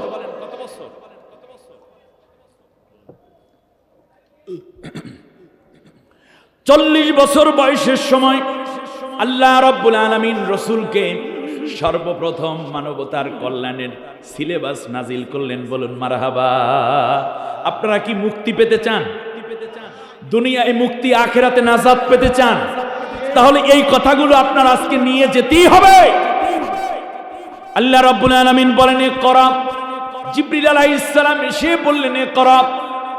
নবী আপনি পড়েন। একবার বললেন, দ্বিতীয়বার বললেন ইকরা, তৃতীয়বার বললেন ইকরা। নবী বললেন মা আনা বিকারি, আমি পড়তে প্রস্তুত নই। সুবহানাল্লাহ। আমি পড়তে প্রস্তুত নই। চতুর্থবারে জিবরিল আলাইহিস সালাম রাসূল সাল্লাল্লাহু আলাইহি ওয়াসাল্লামকে আলিঙ্গন করলেন। আল্লাহু আকবার। 3 বার শিক্ষাটাকে ফিরিয়ে দিয়েছেন কে? পড়াকে ফিরাইয়া দিয়েছেন নবীজি নিজে, ঠিক কিনা বলেন? কি করলেন বলেন, আরেকবার বলেন, কি করলেন? ফিরিয়ে দিয়েছেন। আপনারা সবাই বসবেন না নাকি? অবশ্যই বসবেন, সবাই বসুন। আজকে প্রথম দিন, আমার হিসাব আছে। কথাটা শুরু করলাম, একজন উঠবেন না প্লিজ। আল্লাহর কোরআনের সাথে কোন রকম বেয়াদবি যেন হয় না। নবীজি বললেন আমি পড়বো না, পড়তে প্রস্তুত নই। এখানে পার্থক্য দেখুন। নবীকে আল্লাহ বলছেন না আপনি বলেন, বলতে বলছে নাকি পড়তে বলছে? বলেন মানে হলো কুল, উগ্রবাদ কিংবা ইসলাম বিদ্বেষী, ঈমান বিধ্বংসী যে শিক্ষা আছে, নবী আগেই বলেছেন কি পড়বো সেইটা আগে বলো, আমাকে বললেই আমি পড়ি না। সুতরাং পড়ার মধ্যে কি আছে সেইটা দেখে পড়তে আল্লাহর নবী আগ্রহী হওয়ার জন্য অপেক্ষায় ছিলেন। সুতরাং আমার দেশের মুসলিম সন্তান যারা আছো, প্রাইমারিতে, স্কুলে, কলেজে, ইউনিভার্সিটিতে তুমি কি পড়ো?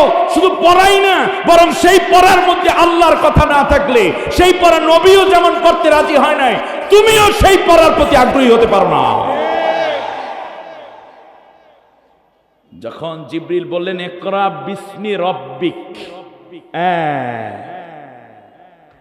যখনই বলা হলো নবী আপনি পড়েন আল্লাহর নামে, যেই আল্লাহ, যেই রব আপনাকে সৃষ্টি করেছে, সুবহানাল্লাহ, যেই রব আপনাকে কি করেছেন সেই রবের নামে পড়েন। তাহলে যেই পড়ার মধ্যে পড়া হবে, কিন্তু শিক্ষা নীতিটা হবে কি? আল্লাহর পরিচয় থাকতে হবে। বলেন আল্লাহর পরিচয়। বোটানি পড়েন, জুলজি পড়েন, বায়োলজি পড়েন, অ্যাকাউন্টিং পড়েন, ম্যাথমেটিক্স পড়েন, আপনি যাই পড়েন না কেন, সেই পড়ার মধ্যে যদি আল্লাহর পরিচয় না থাকে, আল্লাহর নবী শুধু পড়তে বললে ফিরাইয়া দেয়, কিন্তু যখন বলেছেন আল্লাহর নামে পড়েন, সাথে সাথে নবী পড়া শুরু করে দিয়েছেন। আর তিনি সেই আল্লাহ, যে আল্লাহ রব্বুল আলামিন আপনারে তৈরি করেছেন। বলুন মারহাবা। তাহলে যেই পড়ার মধ্যে স্রষ্টা বলা হলো কাকে? জোরে বলেন না কাকে? আল্লাহ তাআলাকে। নবীর প্রথম ওহী। কারণ আল্লাহকে যদি না চিনে তাহলে বাকি 23 বছরের পড়াই তো পড়া হয় না। নবীকে এই জন্য প্রথম আল্লাহ সংক্রান্ত পড়াটা পড়িয়ে নিয়েছেন, স্রষ্টা সংক্রান্ত পড়া পড়িয়ে নিয়েছেন। আর আজকে পড়া পড়ানো হচ্ছে, আমাদেরকে তৈরি করেছে নাকি মানুষ তৈরি হয়েছে বানরের জাত থেকে, ওরাং ওটাং থেকে, শিবপাঞ্জি থেকে, হনুমান থেকে, ডারউইনের পচা গান্দা মিথ্যা থিওরি। আল্লাহ বলছেন আমি মানুষকে তৈরি করেছি। সুবহানাল্লাহ পড়েন। আল্লাহ রাব্বুল আলামিন বললেন ইয়া আইয়ুহান নাসু তাকু রাব্বাকুমুল্লাযী খালাকাকুম মিন নাফসিন ওয়াহিদা وخلق منها زوجها وبث منهما رجالا كثيرا ونساء। আল্লাহ রাব্বুল আলামিন বলেন হে বিশ্বের সব মানুষ, ইহুদি, খ্রিস্টান, বৌদ্ধ, আস্তিক, নাস্তিক, মুসলিম, মুমিন, নারী কিংবা পুরুষ, সবাই সেই আল্লাহকে ভয় করো, যে আল্লাহ রব্বুল আলামিন তোমাদেরকে এক আত্মা তথা আদম থেকে তৈরি করেছেন। আদম থেকে আবার হাওয়া তৈরি করলাম, আর হাওয়া আদম 2 যুগল মিলাইয়া আমি আল্লাহ রব্বুল আলামিন তামাম দুনিয়ায় তোমাদের মানব জাতিতে পরিণত করে দিলাম, এবং তোমরা হইলা আমার প্রতিনিধি। সুবহানাল্লাহ, তোমরা আমার খলিফা। তাহলে মানুষ তৈরি হয়েছে কি থেকে? আল্লাহ তাআলা বলতেছেন মানুষ তৈরি হয়েছে আদম এবং হাওয়ার মাধ্যমে। আদম হাওয়া কি ছিলেন? মানুষ ছিলেন। এখন এই মানুষকে আদম হাওয়াকে কিভাবে তৈরি করেছেন আল্লাহ তাআলা বলছেন, আমি আদমকে তৈরি করেছি মিন তুরাবিন, মাটি থেকে তৈরি করেছি। কারণ মানুষ ওয়াজআলনাল আরদা করারা, মানুষ মাটিতে বসবাস করবে, এই জন্য মানুষকে আমি আল্লাহ রাব্বুল আলামিন মাটি থেকে তৈরি করেছি।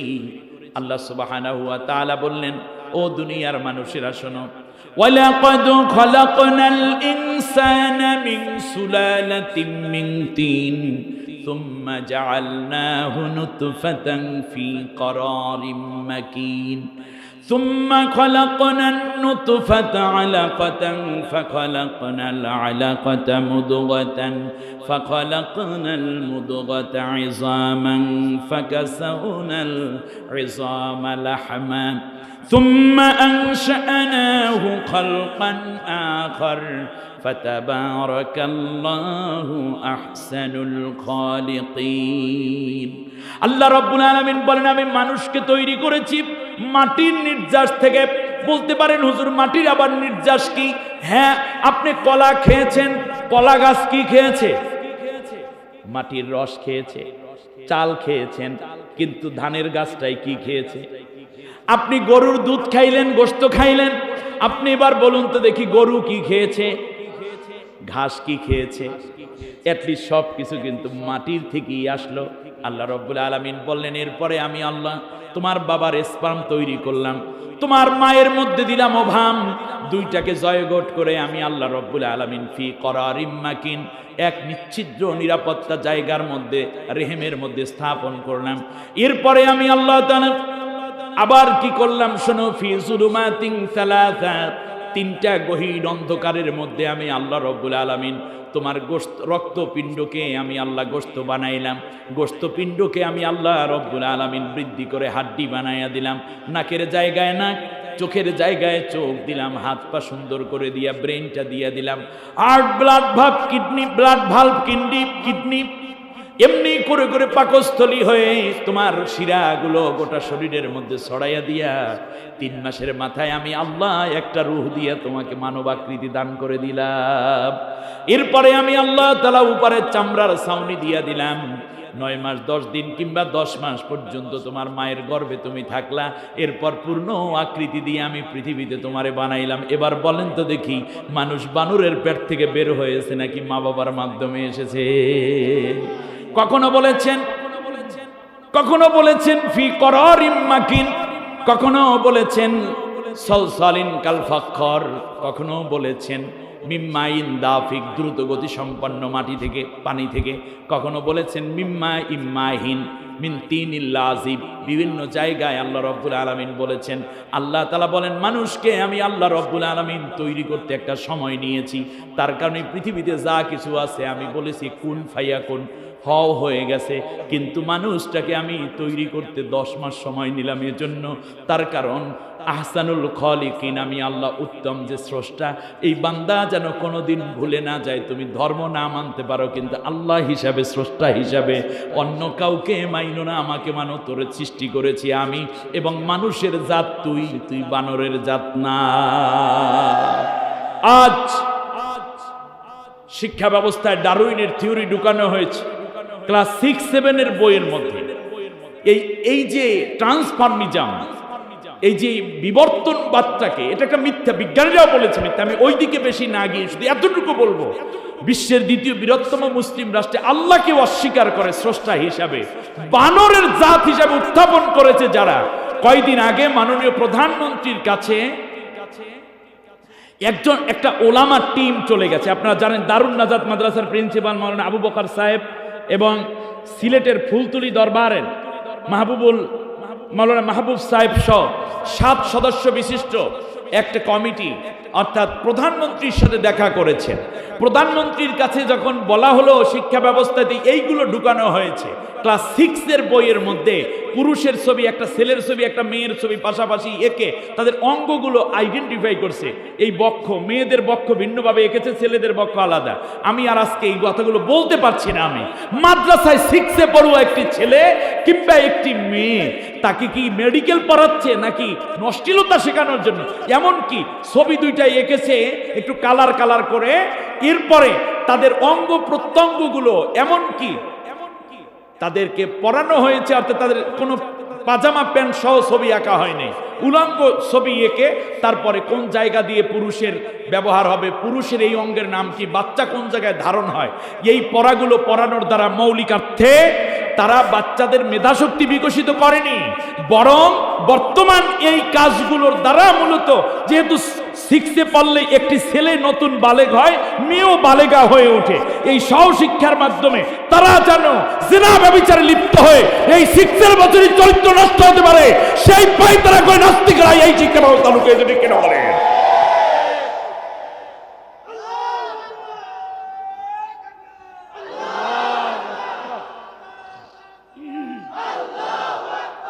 শুনুন, এবার শুনুন, প্রধানমন্ত্রী একটি চমৎকার কথা বলেছেন। প্রধানমন্ত্রী বিস্ময় প্রকাশ করেছেন, আমরা পত্রিকায় পেয়েছি, সব জাতীয় পত্রিকাগুলো ছাপিয়েছে। তিনি বলেছেন, আশ্বস্ত করেছেন, আমি এর ব্যবস্থা নেব। প্রধানমন্ত্রীর কাছে আমাদেরও দাবি, আমাদের দাবি হচ্ছে আপনি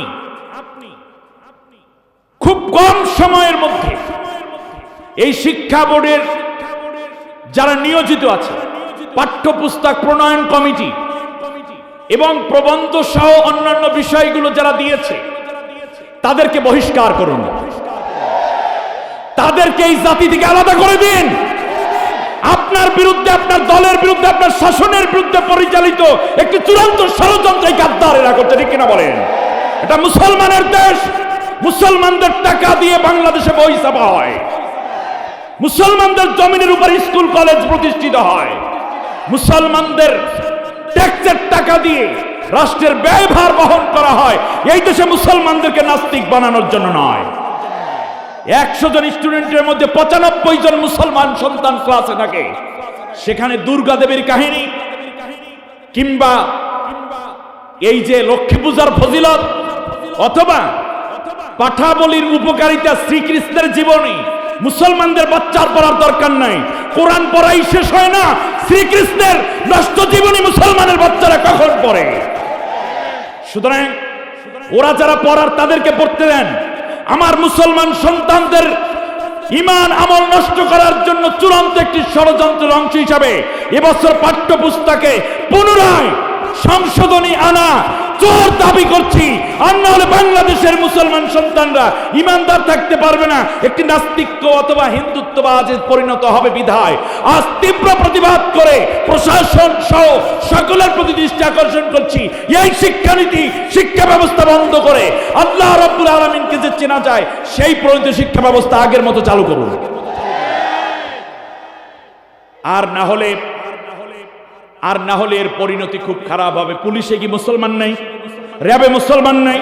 আপনার ছেলেটা কি পড়তেছে, আপনার মেয়ে কি পড়তেছে? আমি আফসোস করছি। শুনুন, আজকে আপনি রাজনৈতিক দল করতে পারেন, আপনি একটা চাকরি করতে পারেন, এই লোভে পড়ে যদি এই বিষয়গুলোকে এড়িয়ে যান, সেদিন বেশি দূরে নয় আপনি হয়তো বৃদ্ধ হয়ে যাবেন।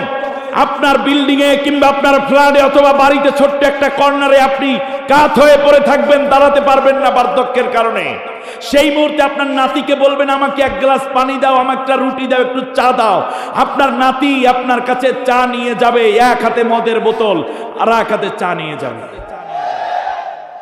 অথবা আপনার নাতিন, ছেলের মেয়ে অথবা মেয়ের কন্যা বলবেন যে আমাকে একটু রুটি আর কলা দাও, একটু চা দাও। যাবে ঠিকই, মেয়েটার বয়স হয়তো বা 10, 15, 16, 17 বছর, বিয়ে হয়নি নাতিনের এখনো। আপনার জন্য পানি নিয়ে যাবে, অথচ সে থাকবে 7-8 মাসের প্রেগনেন্ট। তার কারণ আজকের শিক্ষা এবং সংস্কৃতি সেই দিকে চলে যাচ্ছে। আপনি শুধু আফসোস করে তাকিয়ে চোখের পানি ছেড়ে কাঁদবেন। কি রাজনীতি করেছিলাম সেই সময়, কি চাকরি করেছিলাম সেই সময়, কেন প্রতিবাদ করলাম না? ওই জিনাকারিনী নারীর চার পেটের মধ্যে যার সন্তান, তার হাতের পানি খেয়ে আপনার মরা লাগবে। আমি আবেগে কথা বলি না। আল্লাহর নবী সাল্লাল্লাহু আলাইহি ওয়াসাল্লাম শুধু পড়তে বলেছেন, নবী ফিরিয়ে দিয়েছেন।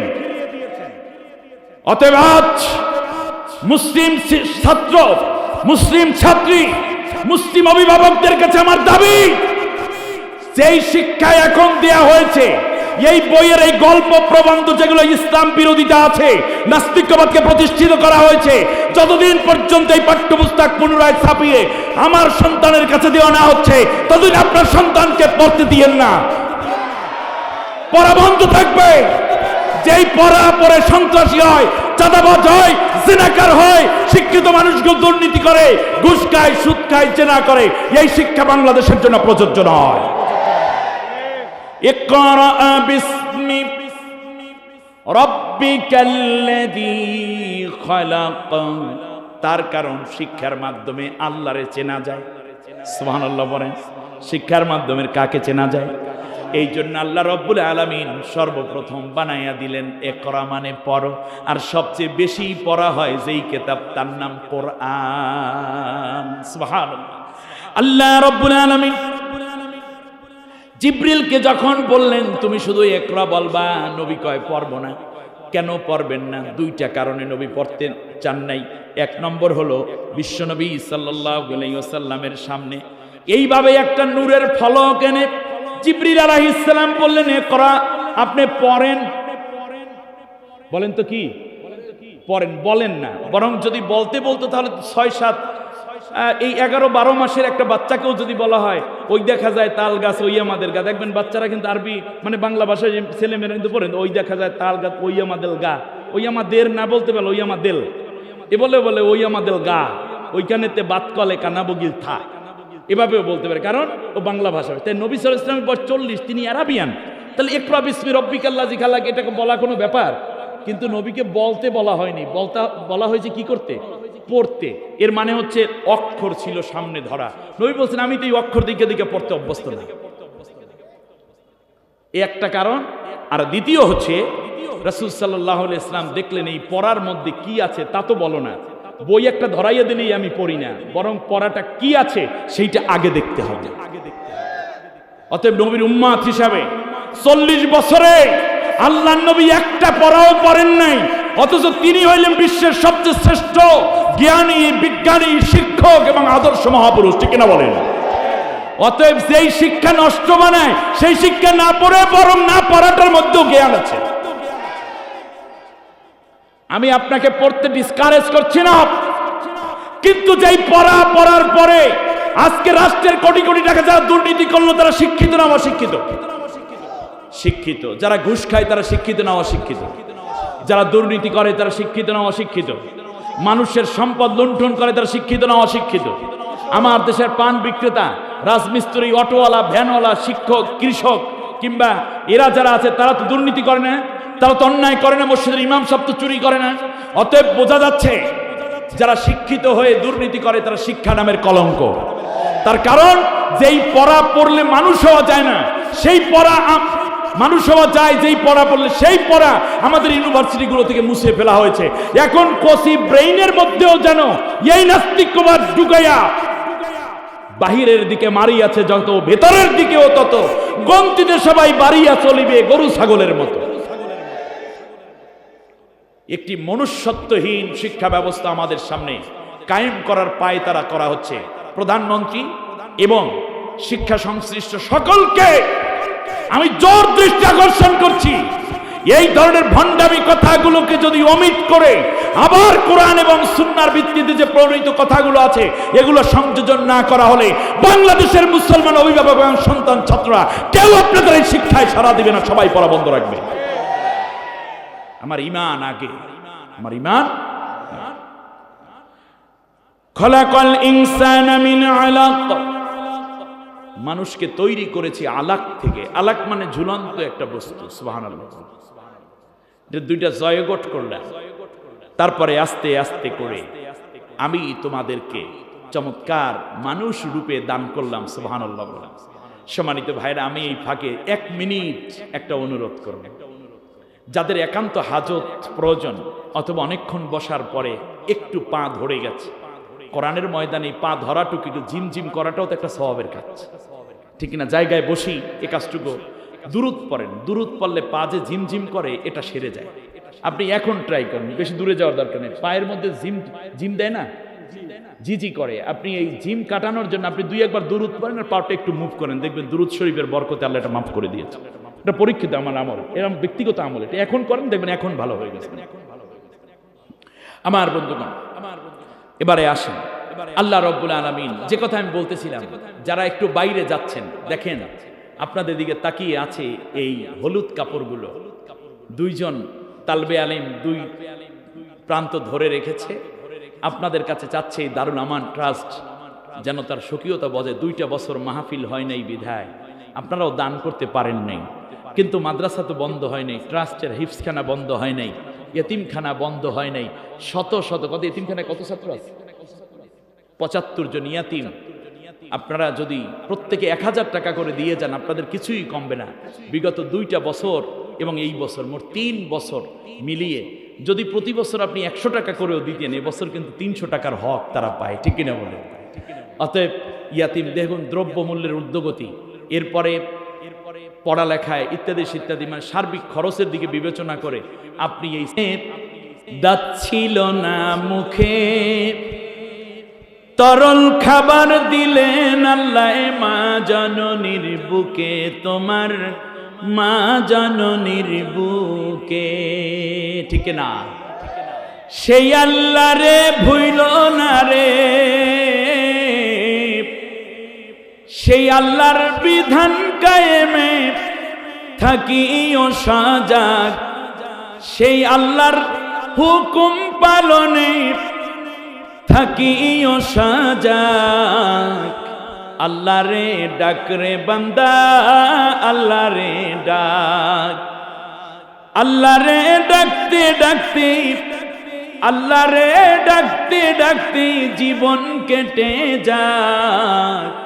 আল্লাহ রে ডাক রে বান্দা, আল্লাহ রে ডাক, লা ইলাহা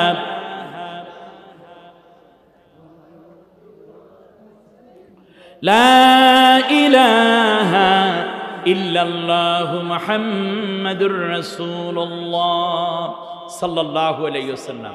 ওহী শুরু হয়ে গেল, নবী চলে আসলেন হযরতে খাদিজা রাদিয়াল্লাহু তাআলা আনহার কাছে। সুবহানাল্লাহ পড়ে। এখানের কথাটুকু না শুনলে তো আপনি আজকের আলোচনাটা শেষটা হলো না।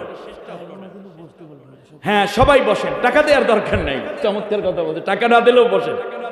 আল্লাহর রাসূল সাল্লাল্লাহু আলাইহি ওয়াসাল্লাম গভীর রাতে এসে খাদিজাকে বললেন, জাম্মিলুনি জাম্মিলুনি, আমাকে কম্বল দিয়ে জড়িয়ে দাও। খাদিজা রাদিয়াল্লাহু তাআলা আনহা 2-3টা কম্বল দিয়ে জড়াইয়ে দিলেন। জড়াইয়ে দেওয়ার পরে খাদিজাতুল কুবরা রাদিয়াল্লাহু তাআলা আনহা কিছুক্ষণ পরে দেখলেন নবীর স্বাভাবিক হুঁশ ফিরে এসেছে।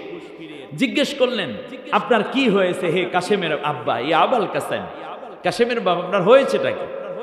নবীজি বললেন, ইন্নী খশিতু আলা নফসি, আমার মনে হয় আমি বাঁচবো না, আমি মরে যাব। তার কারণ ওয়াহির যেই তাজল্লি, ওয়াহির যেই একটি প্রতিক্রিয়া, ওহির যেই দাবি, ওহির যেই চাওয়া, এটা নবী উপলব্ধি করতে পেরেছেন। হযরতে খাদিজা রাদিয়াল্লাহু আনহা বললেন, কাল্লা আল্লাহে, খেয়াল করুন, খেয়াল করুন, কাল্লা আল্লাহে লা ইউখজিকাল্লাহু আবাদা, আল্লাহর কসম করে বলি, আল্লাহ আপনাকে কশিন কালো অপমানিত লাঞ্ছিত করবেন না, আপনাকে ভুলে যাবেন না। একটু খেয়াল করেন তো, হযরতে খাদিজা কথার শুরুতেই আল্লাহর কসম খেয়েছেন। কার? আল্লাহর কসম খেয়েছেন। তাহলে খাদিজা রাদিয়াল্লাহু আনহা আল্লাহকে চিনতেন, ঠিক কিনা বলেন? চিনতো কার মতো জানেন? আমাদের মতো। অর্থাৎ আল্লাহকে চিনতেন, কিন্তু আল্লাহর আইন এবং হুকুম আহকাম বুঝতেন না। যেমন আমরা আল্লাহরে মানি, কিন্তু আল্লাহর আইন মানি না। আল্লাহর নবীর আব্বার নাম কি বলেন তো দেখি? আব্দুল্লাহ। এই আব্দুল্লাহ নামটা কে রেখেছে? নবীজির দাদা, অর্থাৎ আব্দুল্লাহর বাবা আব্দুল মুত্তালিব তাহলে আব্দুল মুত্তালিবও আল্লাহকে চিনতেন, নাহলে ছেলের নাম আব্দুল্লাহ মানে আল্লাহর গোলাম রাখবেন কেন? অথচ তিনি ছিলেন বাইতুল্লাহর চাবি বহনকারী, নবীজির দাদা। আর বাইতুল্লাহর মধ্যে 360টা মূর্তি, ভিতরে 360টা মূর্তি। আর সেই মূর্তির ঘরে, তখন তো বাইতুল্লাহকে মূর্তির ঘর হিসেবে তারা বানাই ফেলেছে, তো সেখানে ঘরের চাবিওয়ালা ছেলের নাম রাখে আল্লাহর গোলাম, অথচ ভিতরে 360টা মূর্তির পূজার ব্যবস্থা আছে। আমরাও এমন ইমানদার হয়ে গেলাম যে আল্লাহর নাম বুঝি, আল্লাহর জিকির করি, কিন্তু আল্লাহর আইন মানি না।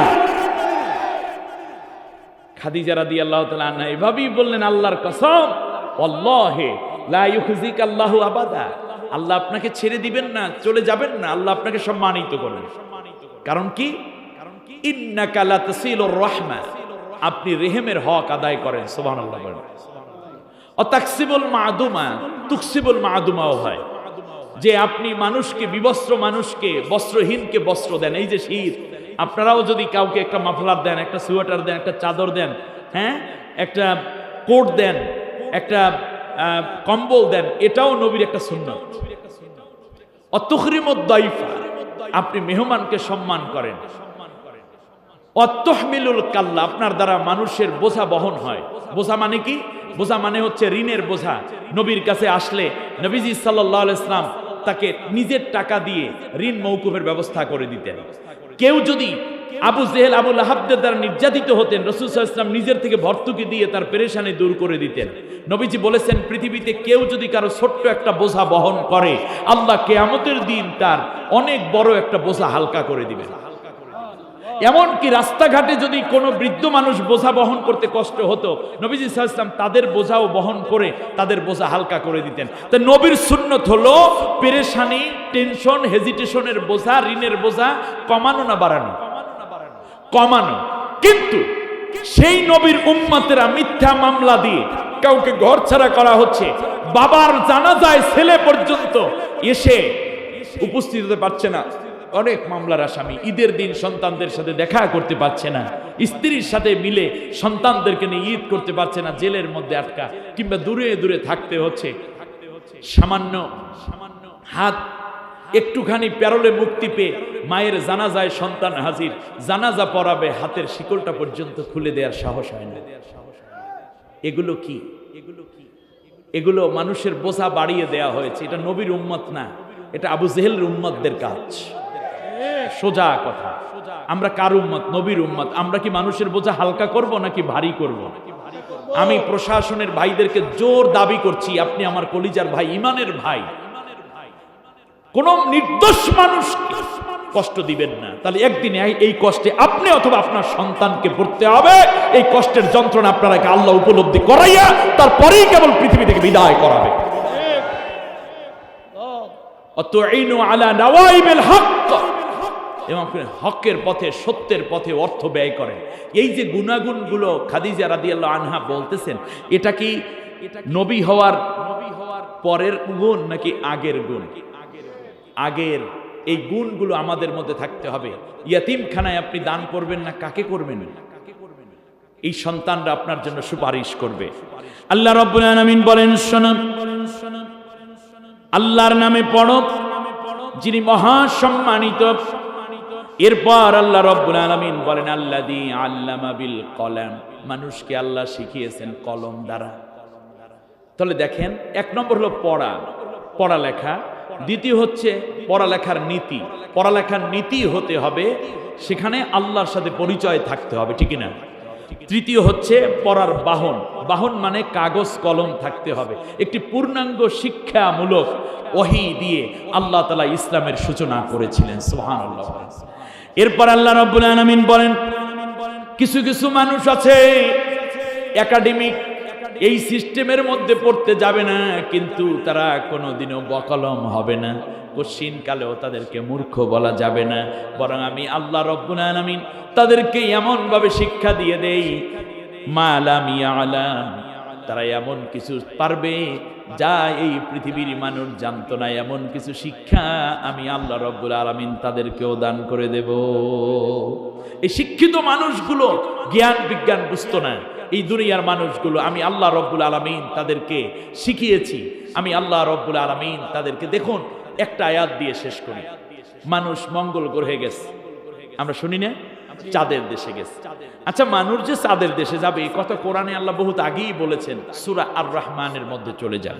আল্লাহ রব্বুল আলামিন বলেন,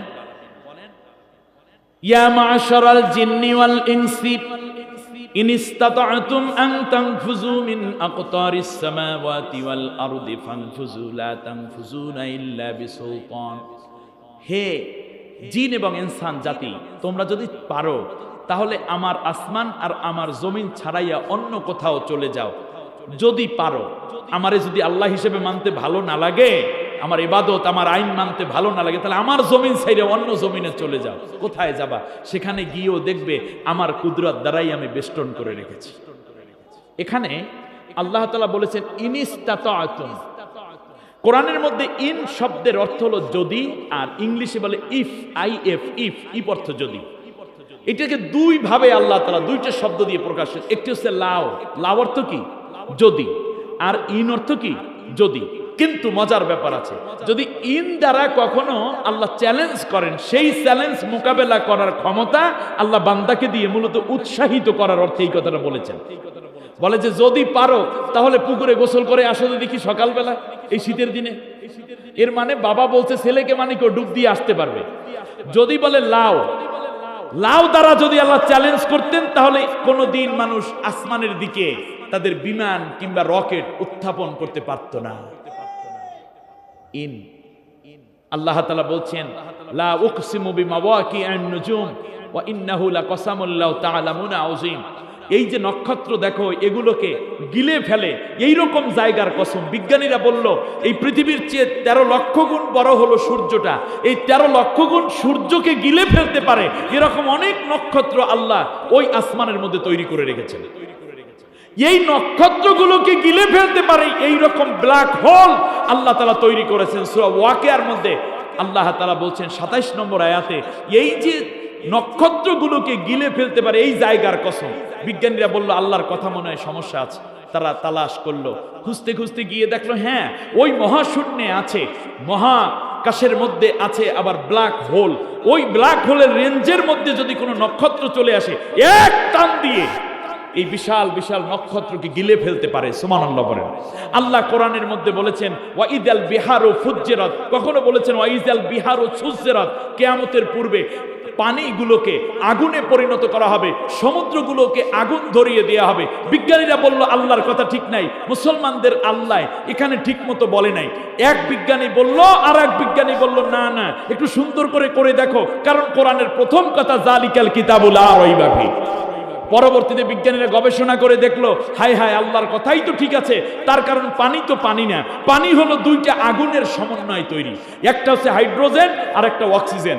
দুইটা হাইড্রোজেন একটা অক্সিজেন H2O অর্থাৎ 2:1 আনুপাতিক হারে যখন মিলে যায় তখন এটা পানিতে পরিণত হয়। আর যখন এই দুইটাকে আলাদা করা হয়, হাইড্রোজেন মানে নিজেই আগুন, আর অক্সিজেন হলো আগুন জ্বালাতে সাহায্য করে। বিজ্ঞানীরা বললো হ্যাঁ, তাহলে তো আল্লাহর কথাই ঠিক আছে।